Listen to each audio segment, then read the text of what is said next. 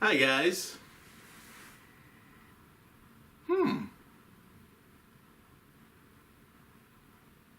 Say hello to my 300 video. Wow. I've made 300 videos so far, mostly involving my short films, videos, my rant review videos, and what do I feel like talking about? You know, I don't talk about this most often, but I'm very surprised I decided to have my first video be my first video on Sailor Moon. And now I want to ask this big question. Was Sailor Moon meant for LGTBQ? Okay. Which I'm not going to say the abbreviations, what the abbreviations of those, but if you know what those actually mean, yeah. The homosexual community. So, you can relax. I'm not going to say any slurs or anything like that, or say the actual Q word or anything like that. You can relax. You can trust me. But now realizing a couple of things about Sailor Moon, I've watched, over the last, I actually been watching the third season of Sailor Moon since 2000, 2000, back when I was 12. Yeah, so pretty much, let me release the elephant out of the room. I don't hate Sailor Moon. I don't. My inner boy has pretty much grown out of me. You know, all I can tell you is I don't hate Sailor Moon. Now, for those of you who saw my rant video on them making a live action Sailor Moon, you can relax. I don't hate Sailor Moon. I don't hate anything about Sailor Moon. Well, despite one thing. How are you going to make a 14-year-old girl look sexy? Well, that's the same thing about Gurren Lagann. Well, either way. So, Sailor Moon. I guess in some ways, a couple things that people have complained about Sailor Moon is, why is she 14? And honestly, when I was 12 years old, it's not like I went on the internet for this stuff. I was being secretive at the age of 12. So, didn't really tell the guys at middle school about what I watched. I just let guys know that I watched Dragon Ball Z, which I still do. But Sailor Moon was like the one thing I wanted to kind of keep to myself, because knowing some of the guys, they were like, you like Sailor Moon, you're such a fucking pussy. yeah. But anyways, here's what I can tell you. Here's a couple things I've noticed that's a little weird about Sailor Moon. Not about her age, but things that, well, the first American dub did. Now, if anyone says anything,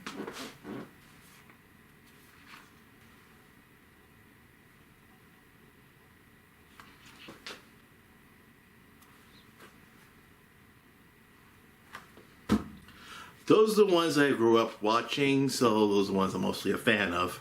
But, yeah. Despite the fact that some guys said, oh, Sailor Moon's for girls, Alex, don't watch that. Well, here's what I can tell you. There are most majority of guys who watch Sailor Moon, and obviously girls who also watch Sailor Moon. But either way, I'm not talking about that. But all I can tell you is there are certain things I've noticed and certain things I've obviously noticed about Sailor Moon that are kind of questionable in the first American dub. Now, the first American dub version was mostly the kid-friendly version, having a little things that they have to censor for American audiences.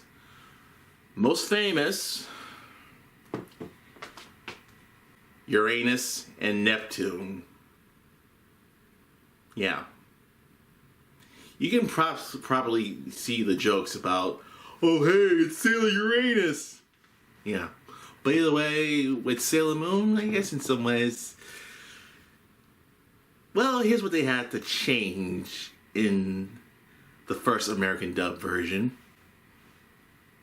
Sailor Uranus and Neptune were cousins in the first American dub versions. But they didn't want to tell you what was actually in the Japanese version. In the Japanese version, they're a couple. But now thinking about it, that's actually not weird. I think the American dub version is a lot more weirder. Someone saying they got their first kiss from their cousin, I'm like,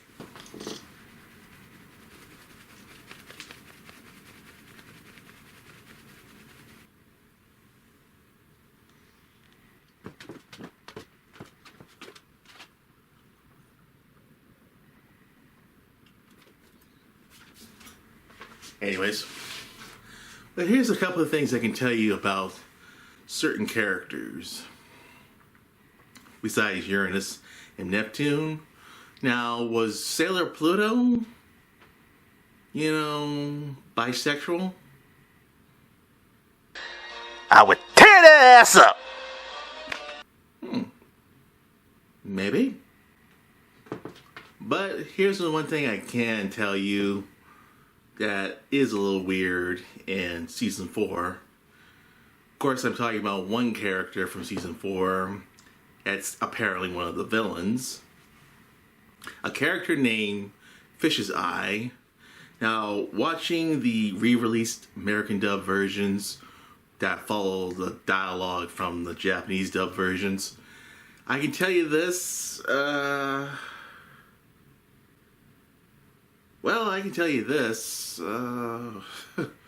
it's kind of more, well, I wouldn't say, I would say this. Fish's Eye, in the first American dub version, she was voiced by a girl, meaning that she was basically a girl. But Fish's Eye in the re-American dub version and the Japanese version, well, I should probably mention that girl you're looking at actually is a guy. Transgender guy, basically. So, you watch if you do have some of the first American dub versions, you can tell that they, definitely can tell that's a girl. But if you have the versions I have, that's a guy doing a girly voice. But heck, there's more weirder things.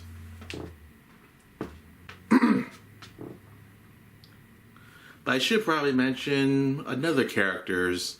I should mention that the reason why the rest of the seasons did not make it to here in America. Now they got their voice dubs out, but they didn't make it on to American TVs. They were basically released only on DVD, basically. So what can I say? The Sailor Stars. Yeah, so it's kind of weird when you see that they look like guys, girly looking guys, but also they look like, when you see them in their sailor outfits, you're probably saying to yourself, so wait, are they guys dressing in drag?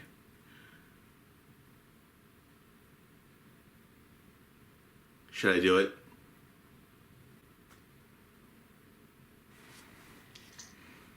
Should I really do it?